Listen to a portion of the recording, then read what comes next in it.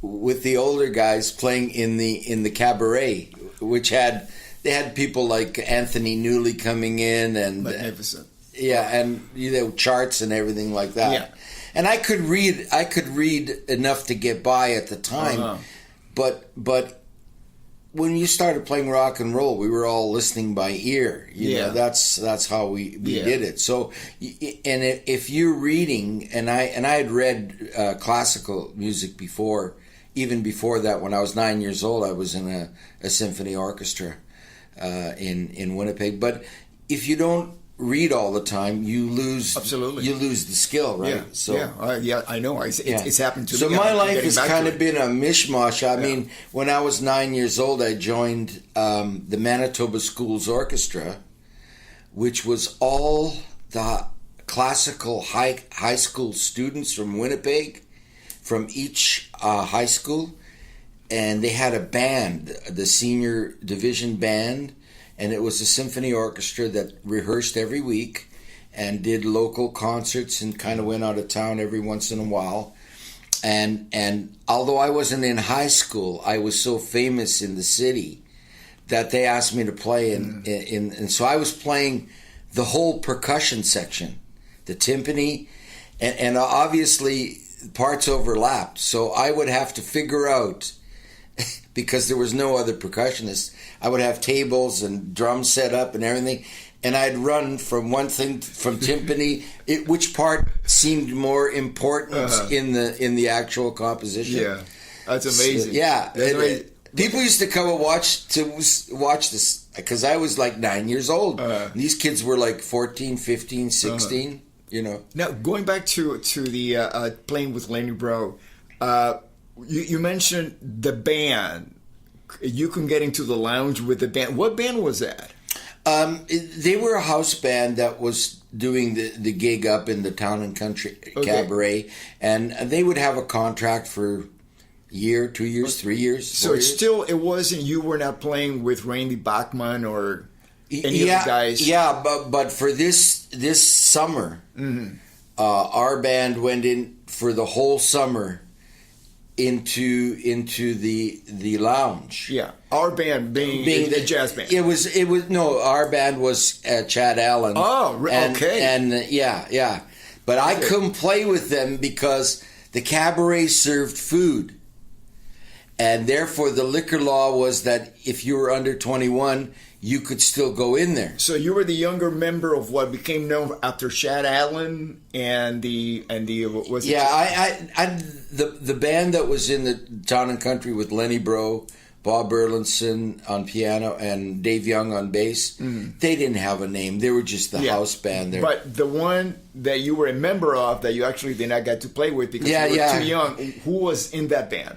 That was Bob Ashley, Chad Allen, Randy Bachman, Jim Cale, and our manager, who played drums, played that gig for me. So actually, you were the youngest member of the Guess Who? Well, because he'd be Chad Allen. I was the youngest member. How did what was it? Chad Allen Quintet, or what was it called? It was called Chad Allen and the Expressions. The Expressions. So you guys were the Expressions. Yeah. So how did Chad Allen, the Expressions, became the Guess Who?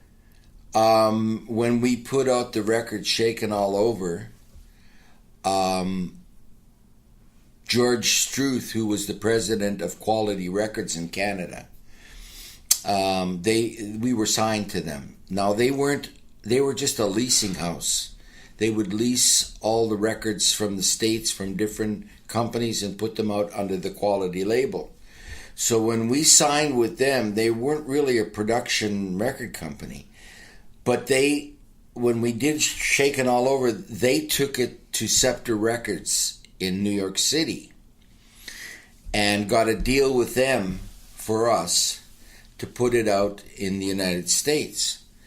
And because they were playing so much music of the British invasion, we're talking 65, 64, 65, they didn't think they'd play a Canadian band on different record stations. So they just put on the label, he said, let's put on Guess Who, ? Because at the same time, there was somebody did a cover record called, I forget, it was under the name of the You Know Who. And that was guys that were already famous. I can't remember which band did it. But so it was kind of a takeoff on that. And at that point, once that became a hit record, Shakin' All Over, it went to 19 or 20 in Cashbox and Billboard. I think disc jockeys kept saying, "Here's Shakin' All Over" by Guess Who. Now, so it kind of branded that name. Yeah. And so what the follow-up record we were going to put out as Chad Allen and the Expressions. Yeah, exactly. Who would know? I mean, it wouldn't make any sense. Now, this is... Okay, so Burton Cummings comes in, takes over... Just after that. How did that happen? Well, Chad Allen was going to university at the time. He was on the verge of marrying, I think. He had nodules on his vocal cords. At an early age? Yeah, very early age. And he didn't really want to leave that life. And so we had a gig at a club on the campus of the University of Wisconsin in Madison. And all of us went out to a co-ed's party one night after the gig, and we were playing Ouija board. And he didn't come. He was left in the room. Who's he? Chad Allen. Oh, Chad. Yeah. Okay. And when we got back to the hotel after the party, he was gone. And it's funny, when we were playing the board, I don't know whether it was Randy, I think it might have been Randy, they asked the board the question, "Where is Chad Allen?" And it said, "Gone." Wow. That's a true story. Wow. Yeah. So we went back, and we were in the middle of a week gig there, and he's the singer. What are you going to do, right?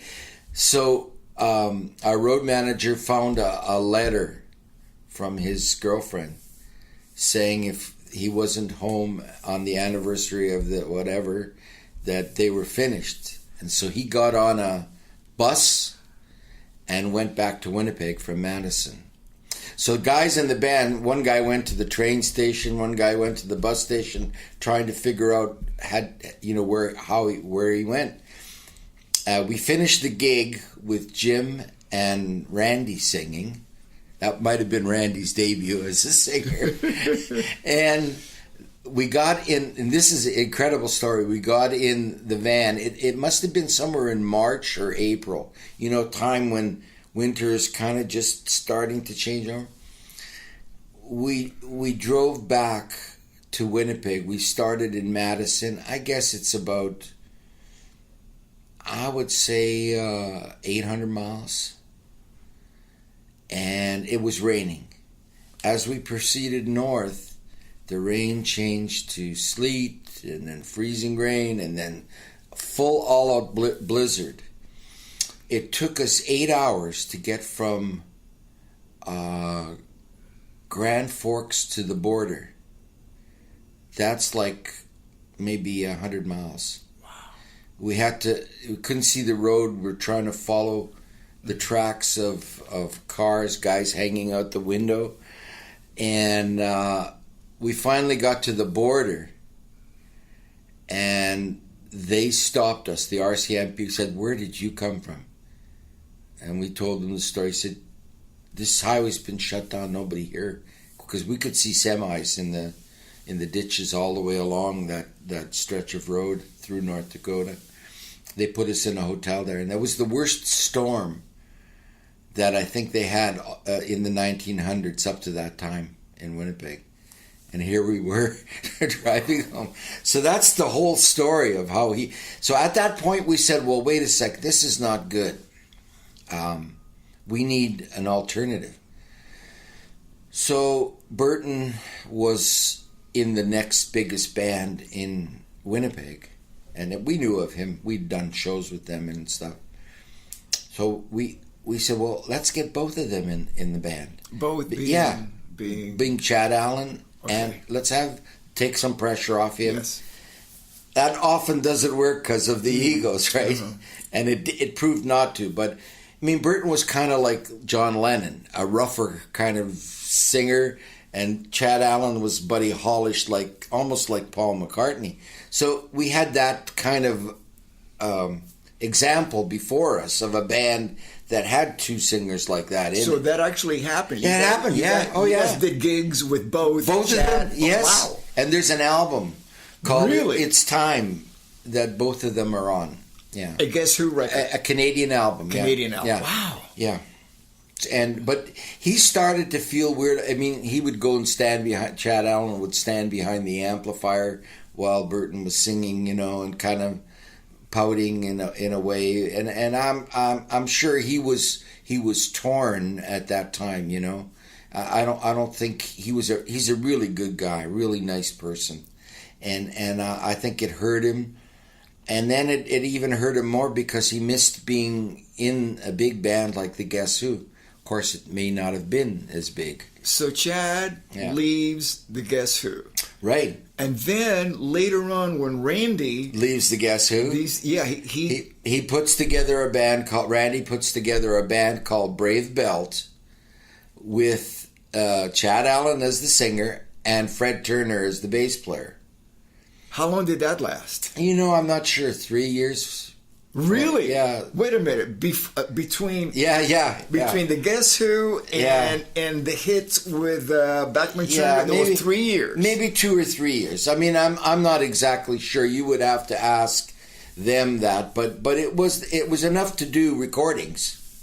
It was enough time. So there's actually Chad Allen recordings. Brave Belt. Yeah, Brave Belt. Brave Belt. Yeah. Okay, Brave Belt. And then he leaves again. He leaves another band that's going to go on. So this poor guy, who's a really nice man, I mean, one of the nicest people I've ever known, and it just wasn't in the cards. But he ended up, and he's been sick right now, but... He ended up, he plays accordion and piano and guitar, and he ended up entertaining people in retirement homes. That's where his heart. That's wonderful. That's wonderful. Yeah, it's a great story. It is a great story. It's a great story in that, this wasn't meant for him. I don't think he would have, after I look back at what we had to do to be who we were, I don't think he would have been able to manage it. He couldn't manage it on a lower level, Yeah. So that's kind of the story. Yeah. Basically. Yeah. That wasn't his journey. No, it wasn't his journey in life. And he was great. He could sing like Buddy Holly. He was. Wow. He was just and write. He could write. Yeah. Play piano. He was. Yeah. But was he at the par of Burton Cummings? Because Burton is one of the greatest voices ever come through the radio. Who knows? He might have developed in another way. Yeah, he had a great voice, really good voice, but never had the chance to develop like Burton did. You know what I mean? Yeah. Burton wasn't that good when he came to us. Well, I mean, he was good, but it's like anybody that joins a band. If you have a group of people together that mesh, you all grow together. Absolutely. Yeah. I know. You know what I'm saying. I know what you're talking about. Yeah. I know exactly what you're talking about. And if you could keep the human feelings out of the bad human feelings out of it, the greed and the envy and the this and the that, and realize that a band is like a football team. It is. You need all the parts to be successful. Well, not only that, I mean, we tend to challenge each other to get better. Yeah. To improve. I mean, I love playing with people better than me. Absolutely. I don't find that intimidating at all, because what does that say to me? Now I'm going to learn more. That's right. You're going to you have to raise your game. And see, that's what happened to Burton when Dominique Troiano later on. Dominique came in after Randy. Yeah. When he came in after Kurt and Donnie and Greg Lescue, he was already a star in Canada. and a talented guy. He had played with James Gang. Yeah, by yeah. then? Okay. And so